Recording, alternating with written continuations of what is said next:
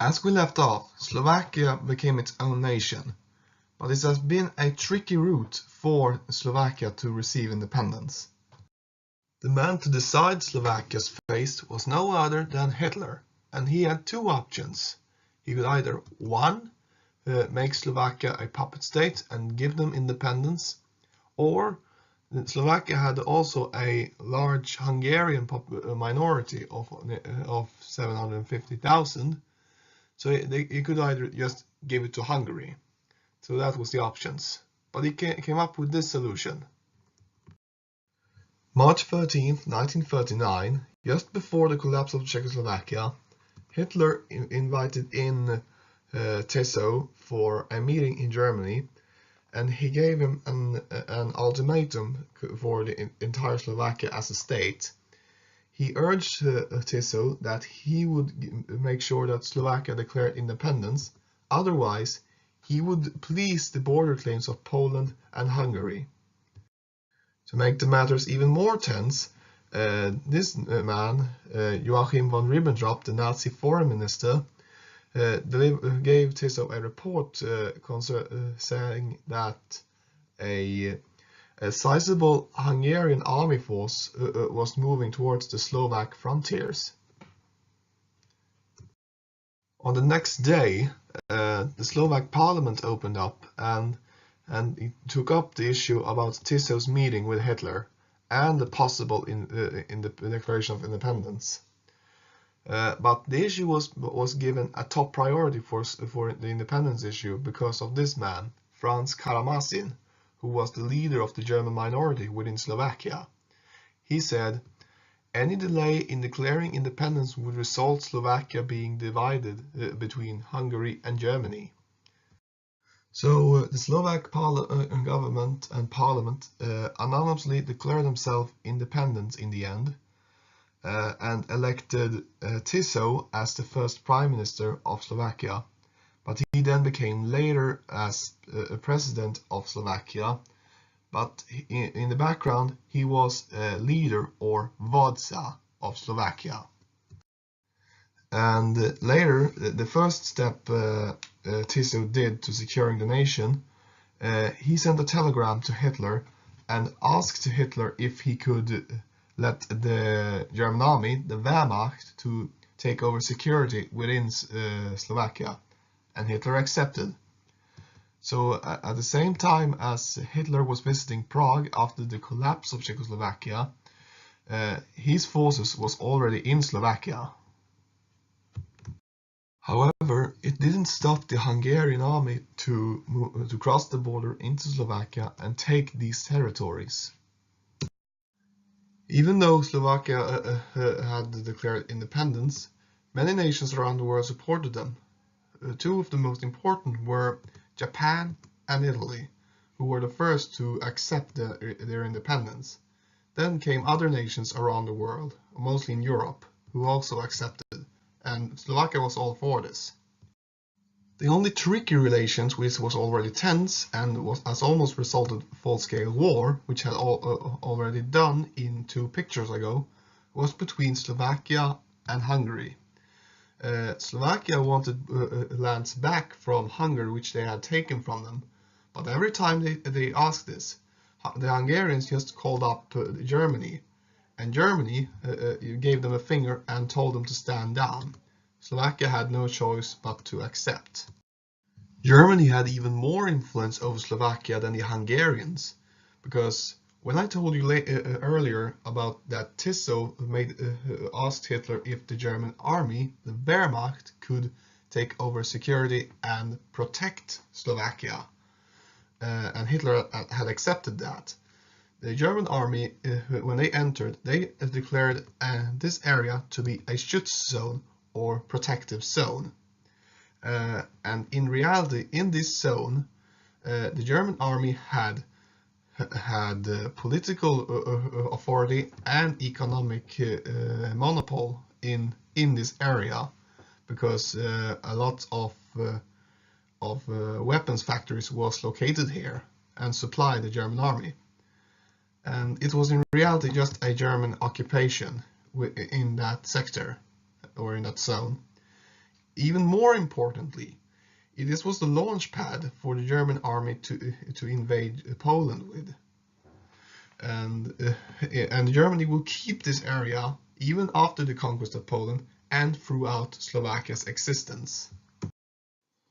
After this action, Germany decided to go to war against Poland on the 1st of September 1939. Slovakian forces was also involved in the German invasion of Poland and got a little bit of territory out of it. And this action provoked France and Britain to go to war against Germany, and thus World War II began. Even though the Slovakian army was pretty small against the larger Polish army, the Polish combatants that were facing the Slovakians always fell back and retreated. But don't mistake that the Slovakians won the battles against the Polish alone, because it was only because they were falling back to fight against the German and the Soviet invaders who were together invading Poland and carving it up in their occupation zones. So after Germany conquered Poland, it was time for the Germans, or especially Hitler, to kick out the Allies from Europe. So from April to May of 1940, Hitler invaded Denmark, Norway, the Netherlands, Belgium and Luxembourg, and then in June they invaded France. Then on the 14th of June 1940, the German army entered Paris, the French capital, and on the 22nd of June 1940, France itself surrendered. It was no more a major event in Slovakia from after the French surrender to up till 1941, because that's when the German invasion of the Soviet Union happened, and the Slovakian army was fighting on the Eastern Front, but and they fought in the Ukraine and in the Caucasus Mountains. But when the winds of war turned against Germany, the Slovakian army did manage to retreat from the Caucasus, but they lost most of their heavy equipment.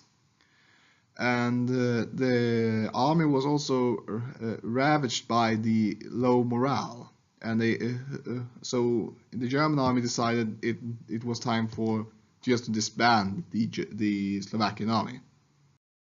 Meanwhile, back in Slovakia, the Jewish pogrom and the Holocaust began. In September of 1941, the Slovak parliament had passed the Jewish Code, which was, as I covered that side in the Bulgarian episode, which was just a copy of the Nuremberg laws under a different name.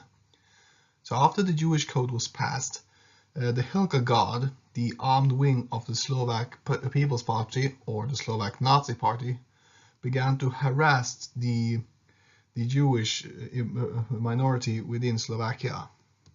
And in October of 1941, one of the first deportations in Slovakia began. Over 15,000 Jews who lived in Bratislava, the Slovak capital, was expelled from the city, and most of them was sent to labor camps within Slovakia. And in February of 1942, a larger deportation began, where the Germans, or the Nazis, demanded 20,000 able worker, or in reality just Jews over 16 years and older, who could be sent to Germany as slave workers. Tiso saw this as an opportunity to get the return of 120,000 Slovak non-Jewish Slovaks from Germany who were working in German armaments factories. But Tiso, along with the Slovak government, became concerned if the Nazis deported all of Slovakia's able workers who were Jewish, they would leave behind a lot of old sick, and children who also were Jews. So Tiso and the Slovak government made a deal with the SS that for every Slovak worker they gave to Germany, they would pay them 500 Reichsmarks to bring their families with them. And these deportations will occur between the 25th of March to 20th of October 1942, when it was stopped by two special individuals. One was Gysi Fleischmann and Rabbi Michael Dov Weissmandl, along with support from the Vatican City, made Slovakia to stop their deportations. Officially, Germany was for Slovak independence, but behind Slovakia's back, Germany had other plans. Particularly the SS had special issues in Slovakia, because one of the minority groups, the large minority groups in Slovakia, spoke actually German, and that made the SS to be concerned. A report stated by Günther Panke, head of the SS Russia agency, stated that within the near future the German minority in Slovakia would disappear. So the SS solution was that Germany would settle over 100,000 ethnically German families in Slovakia, and thereby in the near future Germanize Slovakia and incorporate them to the German Reich. I will leave it there today because it has already gone well over 10 minutes. But in the final part, I will take up the final dissolution of the First Slovak Republic and see when they are being squeezed with Hitler's forces in the west meeting up with Stalin's forces from the east, clash in the horrors of war in Slovakia. So hold on, the end is near.